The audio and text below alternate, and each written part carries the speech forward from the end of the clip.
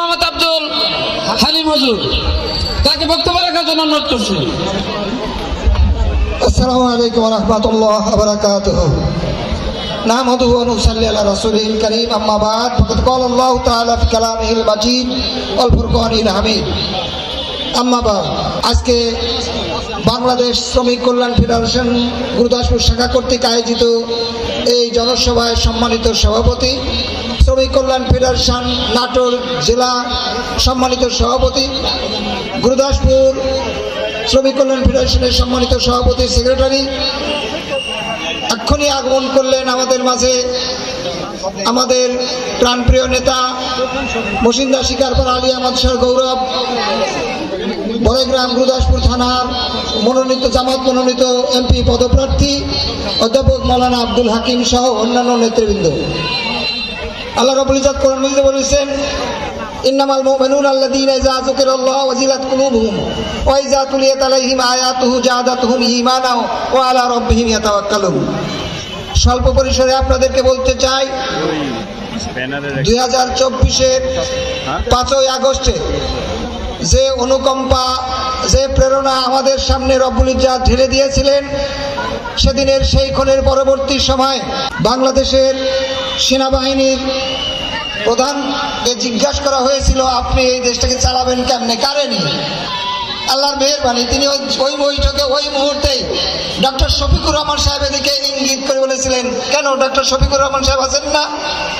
এটা হলো আল্লাহর আয়াত, এটা হলো আল্লাহর নিদর্শন যে আল্লাহ ওই লোকটাকে প্রথমেই সিলেকশন করালেন ডক্টর শফিকুর রহমান সাহেবকে দিয়ে। আল্লাহ বলেন, জাদাতুহুম ঈমান, তাদের ঈমান বেড়ে যায়।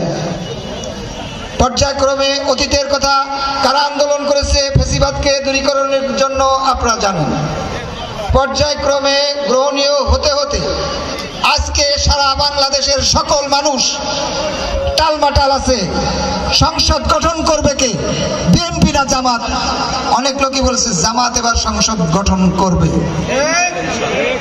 এক ভদ্র মহিলা হিন্দু, কাজিকাটা বাজারে ব্যবসা করে, আমি তাকে বলছিলাম খুব খাতির, দিদি ভোটটা কাকে দেবেন? আবার কয়, 2 জামা গায়ে দিয়েছি, এবার একটা নতুন জামা গায়ে দিতে চাই। শুনে মনটা বললেন, সাব্বাস মহিলা, তুমি নতুন জামার খোঁজে আছো। এটা একটা আল্লাহর নিদর্শন। বহু হিন্দু ভাইয়েরা বহু মঞ্চে দাঁড়িয়ে যে জামাত জঙ্গিবাদ, যে জামাত বিজাতিকে সহ্য করতে পারে না, যে জামাত অন্যকেই করে, তারাই ঘুরে উঠে এখন জামাতের পক্ষে কথা বলছেন। আরো সৌভাগ্যের বিষয়, প্রথম নির্বাচন হলো ডাকসুতে, সর্বোচ্চ একবারে ভূমিধস বিজয়, যেটা বলতেছে ভূমিধস নতুন শব্দ আমি জানি না, আমাদের গ্রাম্য ভাষায় বলে গুহারা হারিস, এটা কথা কয় না মানুষ। 14,000 আর 9,000 ব্যাপক ভোটের ব্যবধানে সেখানে আল্লাহ রাব্বুল ইজ্জত শিবিরকে বিজয়ী করলেন। যে জাহাঙ্গীরনগর বিশ্ববিদ্যালয়ে 100টা ধর্ষণ করার পরে সেঞ্চুরি করে মিষ্টি খায়, সেখানেও জামাতের বিজয় হয়েছে। এটা আল্লাহর আয়াত। এরপরে এসে ডাকসু নির্বাচন করবে না, দ্বিধা চলতেছে, পিছাচ্ছে। চাকসুর হবে কিনা এটা নিয়ে দ্বিধাদ্বন্দ্ব। সে চাকসুতেও শিবিরের বিজয় হয়েছে, কি হয়নি? রাকসুতে বিজয় হয়নি। বুক বেঁধে থাকেন, আল্লাহর উপর ভরসা রাখেন।